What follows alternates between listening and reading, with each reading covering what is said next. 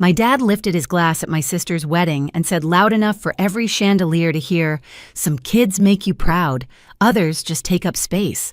The room laughed, small, polite, terrified laughs. My mother kept her smile perfectly still. My brother-in-law clinked his glass like nothing happened, and I sat there, every nerve on fire, realizing I'd just been erased in front of everyone I grew up with.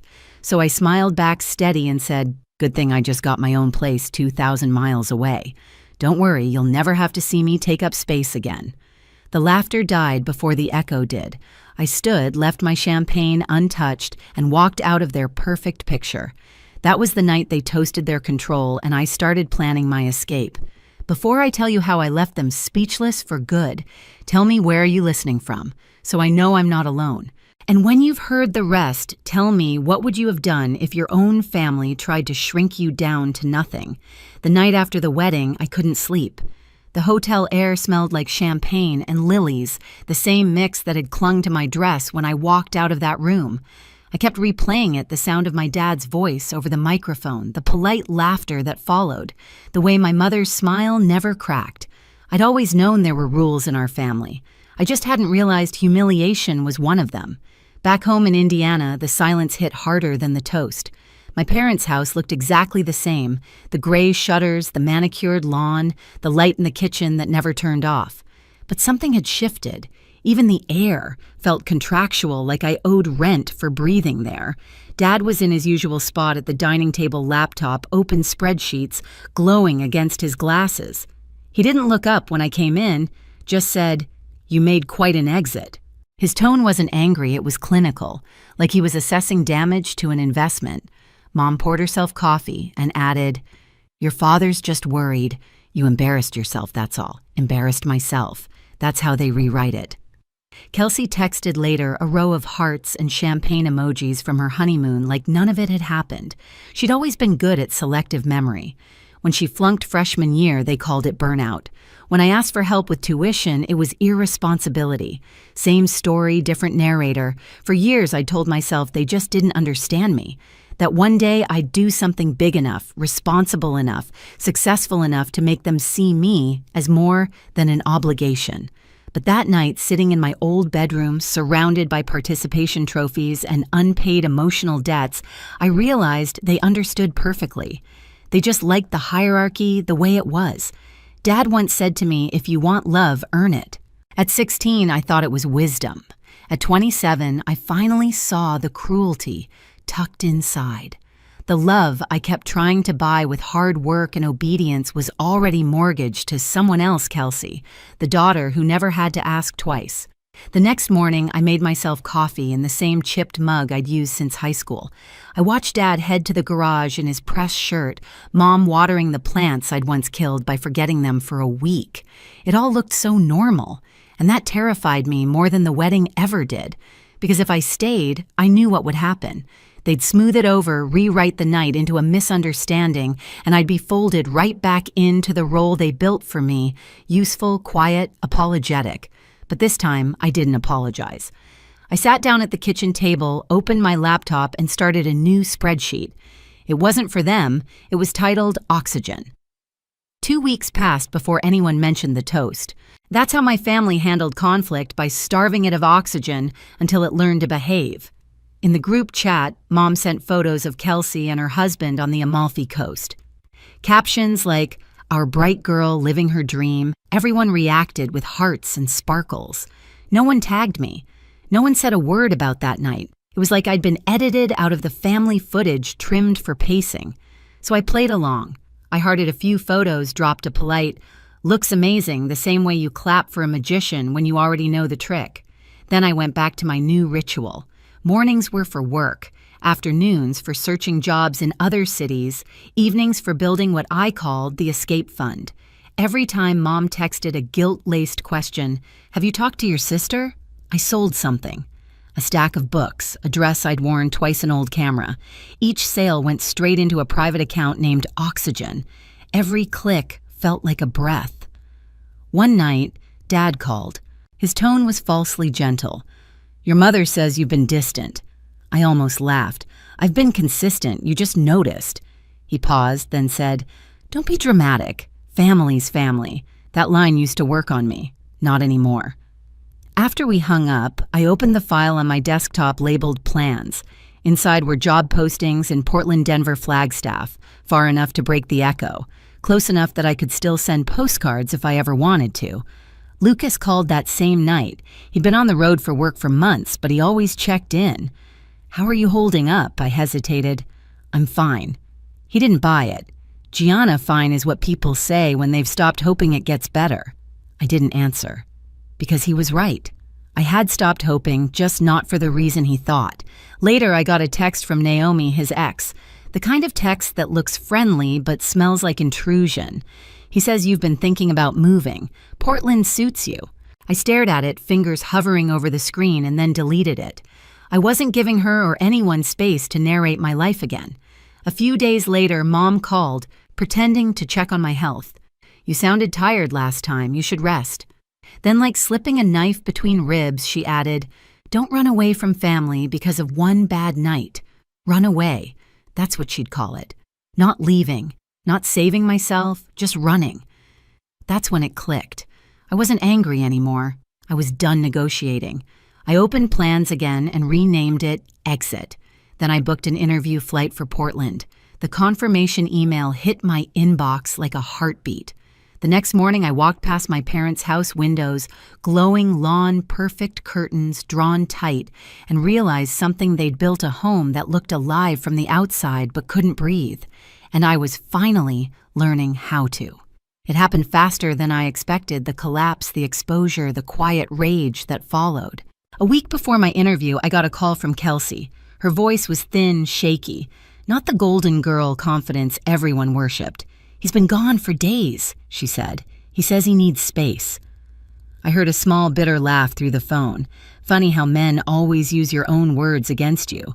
I didn't want to get involved, but I knew that tone defeat mixed with disbelief. It was the sound I'd swallowed for years. So I drove over. Her apartment looked staged for heartbreak. Half-empty closets, wine glasses drying in the sink, a wedding photo still face down on the counter. She handed me a box and said I can't move back there alone. They're meant Indian. Our parents' kingdom. We packed in silence until she whispered, "You were right to leave." I wanted to tell her it wasn't about being right, it was about surviving.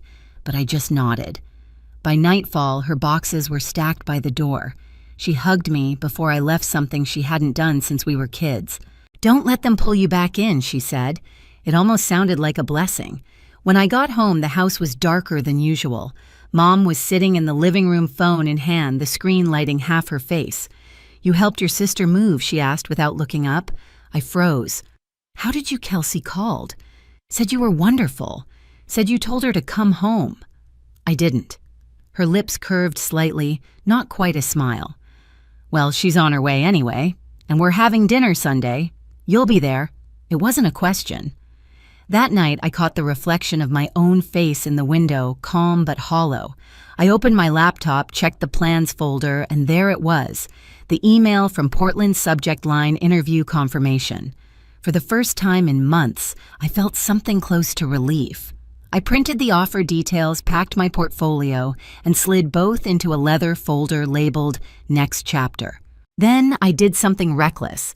I opened the shared family bank account, the one Dad insisted on for emergencies. I transferred every cent that was mine into my personal account and hit close account. Clean, silent, legal. 2 days later, Mom's tone shifted. Her text came wrapped in sugar dinner at 6 Kelsey's cooking lasagna. That was the tell. Mom never let anyone else cook. I knew then it wasn't a dinner, it was an ambush. I charged my phone, backed up my files to a small USB, and left it in my purse. If they wanted to talk, they could do it without my plans inside their reach. At 6 sharp, I walked into the house. The table was set for 4 candles lit like a peace offering. Dad was scrolling his phone, Kelsey sitting stiff beside him. Mom poured wine and smiled like nothing had ever broken. "Sit," Dad said. I did, but this time I wasn't the one on trial. The second I sat down, I knew. The air had that heavy, artificial calm that always came before one of their talks. Candles flickered between us, the table perfectly staged like a photo shoot for forgiveness no one meant. Dad didn't look up from his phone when he started. Your cousin Mia says you've been applying out west. His tone was soft, but his words were loaded like bullets, wrapped in politeness. I kept my voice level. That's right. I had an interview. Mom set down her wine. We're just worried you're running from something, Gianna. Kelsey's eyes darted toward me, warning or apology, I couldn't tell. I smiled that practiced, dangerous calm I'd learned from them. Maybe I'm running towards something. Dad finally looked at me. His gaze had the weight of a closing door. Don't turn this into another rebellion. You've always been dramatic. Or maybe you've always been cruel, I said quietly. The room went still. Kelsey's fork clinked against her plate. Mom's smile cracked just slightly. You don't mean that. I do. My voice surprised even me. You humiliated me in public and you all laughed. You raised me on contracts and lectures, then called it love. You say family is forever, but what you really mean is obedience. Dad pushed his chair back, slow and deliberate. Watch your tone. I laughed. It wasn't loud, just sharp enough to slice through the tension. That's all you care about, isn't it, tone? Presentation. Control. You don't care if you hurt people as long as it looks civilized. He stood. We gave you everything. No, I said. You sold me everything. At interest. For the first time, his face shifted just a flicker like a crack in old porcelain. Kelsey's voice broke the silence. Dad, please. Stay out of this, he snapped. That was it.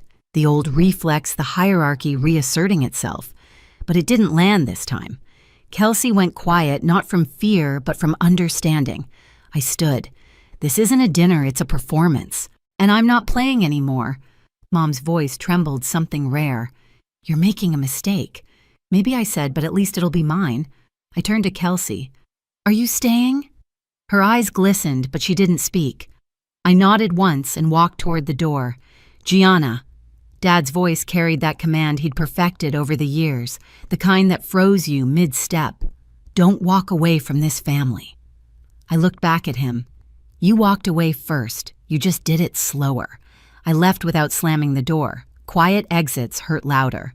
Outside, the night was heavy with summer humidity. I got in my car, gripping the wheel until my knuckles went white. My phone buzzed once Mom's text, "Come home. We can talk like adults." I deleted it. Back at my apartment, the air felt still but breathable.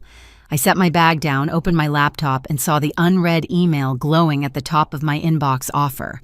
Creative Strategist, Portland. For a moment, I just stared at it. The exact kind of moment my family would call too good to be true. But I clicked it open anyway. Full-time, remote, benefits, salary higher than I'd hoped. The line at the bottom said, "We'd love to have you start next month." It was everything they said I didn't deserve. I printed the offer and slid it into my next chapter folder next to the closed account confirmation. Each document was proof that I could build something without their permission. Then I heard the faint vibration of my phone, again, unknown number. I hesitated before answering. Gianna Kelsey's voice, whispering, "They're furious. Mom found your spreadsheet. She told Dad you were planning to humiliate them by leaving." I closed my eyes. How did she find it? She went through your laptop when you were at dinner. Said she was checking the battery. Of course she did. It wasn't enough to control the story, they had to own the script. "Don't come back," Kelsey said. "They're waiting for you." Doors closed. "Please don't." My throat tightened. "Thank you." We stayed on the line for a moment, both breathing like we were afraid of being heard. Then she whispered, "I'm proud of you," and hung up. I sat there motionless. The betrayal burned, but underneath it was something steadier clarity. I pulled my suitcase from the closet, set it open on the floor, and started packing. Not the panic kind of packing, measured, deliberate. The good jeans, 2 shirts that felt like me, the leather folder, the USB. Everything else could rot here. Before dawn, I slipped out the door. The air was damp and cold enough to sting. The neighborhood was still asleep, every window dark except one probably someone else awake and waiting for change. At the end of the driveway, I looked back at the house. The porch light flickered once like a tired heartbeat. I whispered, "You wanted me gone. Now you get your wish." The taxi arrived on time. The driver didn't ask questions. We rode in silence down the empty highway, city lights fading behind us. When the airport doors opened, the smell of coffee and floor polish hit me at once. I found a seat near the window, opened my phone, and saw another text Dad this time. "Don't make choices you can't undo." I typed back but didn't send it. Some mistakes are the only way out. Then I deleted it entirely. As the sun climbed, a voice announced my flight to Portland. I grabbed my bag, walked to the gate, and for the first time in years, felt no need to look over my shoulder. On the plane, as the engines roared to life, I closed my eyes. My father's words echoed again. "Some kids make you proud, others just take up space." I smiled soft and steady. "Then watch me take all the space I need." The plane lifted through the clouds, and I swear for a second, it felt like oxygen. Portland didn't greet me with fireworks, just soft rain and the smell of cedar through an open cab window. The apartment I'd rented was small, a little cracked at the edges, but it was mine. No rules taped to the fridge, no silent disapproval hanging in the air. The first night I unpacked slowly, each folded shirt a quiet declaration: I'm here. I'm free. A week later, the agency officially welcomed me aboard. My boss called me steady and sharp, 2 words no one in my family had ever used about me. I started sleeping through the night again. The silence didn't feel like punishment anymore, it felt like peace. Then a voicemail came from Kelsey. Her voice was calm, this time lighter. "I got the job in Chicago," she said. Mom cried, but it wasn't sadness, it was losing control. "Thank you for showing me it's possible." I replayed it twice. Then I smiled. For the first time, our family cycle didn't end in apology, it ended in distance. Safe, necessary distance. Outside, the rain softened to mist. I opened the window wider and breathed in. This wasn't running away. This was arriving. I sat by the window that night, city lights reflecting off the wet pavement below. My phone buzzed once another family dinner photo, the same empty chair at the end of the table. I didn't open it. Some stories don't need sequels. I poured myself a glass of water, raised it slightly, and whispered, "Here's to taking up space." The quiet answered back like a friend. If you've ever been told you were too much, too loud, or not enough, remember this. Sometimes peace sounds like your own voice uninterrupted. Tell me, what would you have done? And if you felt that, subscribe so you don't miss the next one.